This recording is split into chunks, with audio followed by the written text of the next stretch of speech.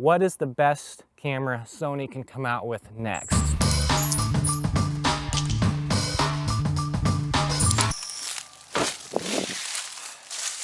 Maybe some of us can now stop fangirling over the new Sony A9 Mark III that just came out, and I can help you get back to reality. What is the perfect camera now that Sony's made the perfect camera that nobody can afford? What are my thoughts? Do I like some of the technological advancements? Sure I do, of course I do. But we need to get it to a more realistic financial bottom line where we can focus more on creating than the technical toys at our dispense. This is not the A9 Mark III with me today. This is an older Sony camera. It's a bridge camera I still use today. I actually downgraded from the A7R Mark II. And then I downgraded to the A6500 from that because that was more than what I needed for that time. As far as video specs, that's what I kind of want to just focus on today, is the video side of things. We've had good enough quality for years now. And while I do appreciate some of the advancements this new Sony camera is coming out with, I'm more excited to see if they're going to actually implement them into these more approachable cameras that won't cost you your car. The A6700 they just came out with, I really am interested in playing with that at some point. I feel like that's maybe the perfect size of sensor, and the body is small and lightweight enough, and it might just give me most of everything I would want as far as a content creation camera, and as a lot of cinematic capabilities as well. That was actually the more exciting thing I thought when I was watching the Sony A9 III announcement, is they were talking about these firmware updates that they were going to implement into at least the A7S III. So what my one other filmmaking friend's been wanting for years and would never go to Sony because they'd never give them Cinema 24 frames per second or DCI, certain things like that that I never personally use. It's just not needed. I don't feel like I'm a person that also loves 30 frames per second. Most people don't realize 24 frames looks good on film because of the crystals moving, and it was their compromise of what motion looks most accurate while saving them money on footage of film, because that stuff ain't cheap. Now we're capable, this thing's capable of doing 120 frames per second in HD. It does 4K at 30, which was the standard for a long time. Now it's like every new camera, we are demanding, if it doesn't have 4K 60 frames per second with no crop, it's not acceptable. And meanwhile, yeah, I do enjoy the higher frame rates. I don't really need anything over 120. 240 is kind of nice, but I can live with it at HD. And I have that. I've had it for years. So what are we really gaining except global shutter? Sure, that's nice. It's nice when you're trying to pan, which is, you know, I've just learned to shoot around it, I guess. I don't pan anymore. Most of the time I'm on sticks, as you can see. And if I'm hand holding, I'm not trying to go left and right too fast or too often. If I do, I'm going to increase the shutter speed, or the shutter and the frame rates to get it a bit more sharp. I actually preferred, and I know they could implement this in a lot of their previous cameras through a firmware update if they wanted to. So I was commenting on their video, I'm like, I love that pre-record feature, that function, where they were showing if you're waiting on this like bird to fly out of a tree, and I actually could have just used it on the shot that I got with this camera. I'm gonna show it in this video, because I captured these bald eagles flying out of a tree at 120 frames per second on this old thing that I hit myself in the ear with. Because it's heavy. This thing's not that light, and especially with all the, I have like a fluid head because I'm gonna probably shoot video with it here in a little bit. It's not the lightest. You know, I'm getting a good workout today, getting some curls in. So the A6700 would maybe be a good upgrade for me.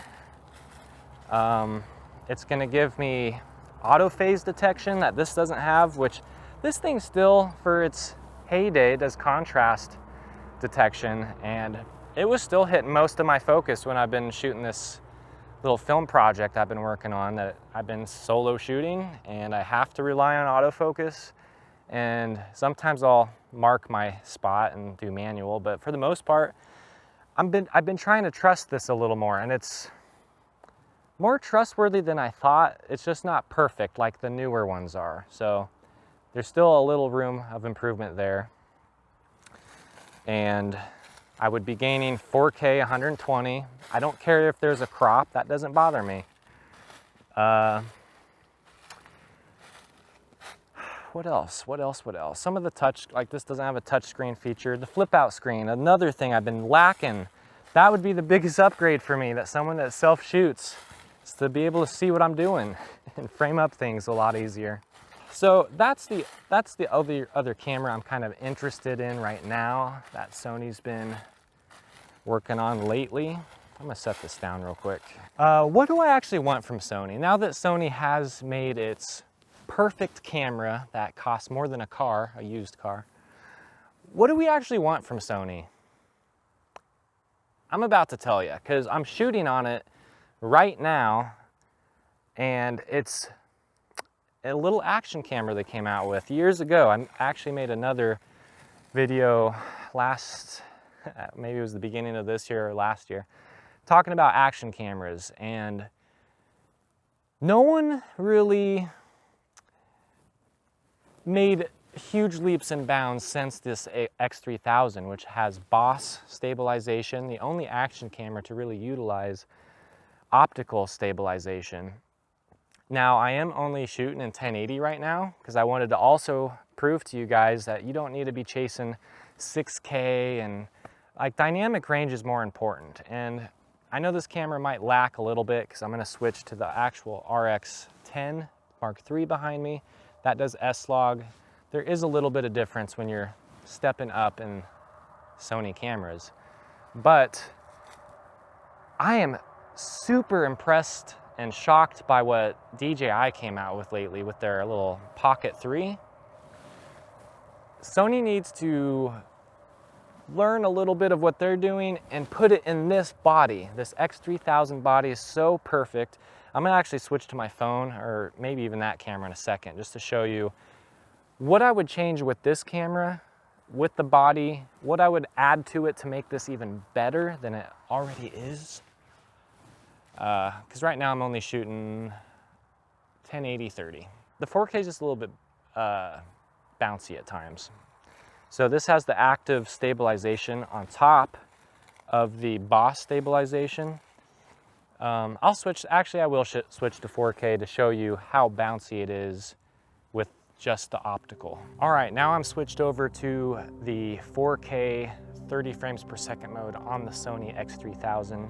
I've tested this thing so many times before, but I think I learned I actually prefer 1080 with the active stab on because it's just a little bit smoother. Now this is usable. Like, I'm just gonna kind of ninja walk very slowly just to show you. You could get away with this easily. 4K 30, small action camera, you get better resolution, but is it that much better than 1080 with it being a little bit more fluid? I don't know, we're gonna test that out, I guess, again today, because I think it's, you know, this is fine if you just want to set it on a tripod, walk away. You'll get that much more detail if you want to punch in, and that's, I say, the only reason I ever shoot 4K is if I want to punch in a little bit. But if I'm gonna be like actual walking here, like on a hiking trail, this is what you can expect for the normal. This is, I mean, I'm not speed walking, but this is like my average pace here. So if that's too bumpy, now let me switch to 1080 active stable. Now I'm back in 1080/30. I'm gonna walk the same kind of, this is brisk, but now we're in active mode. Is it more stable now that I'm going faster?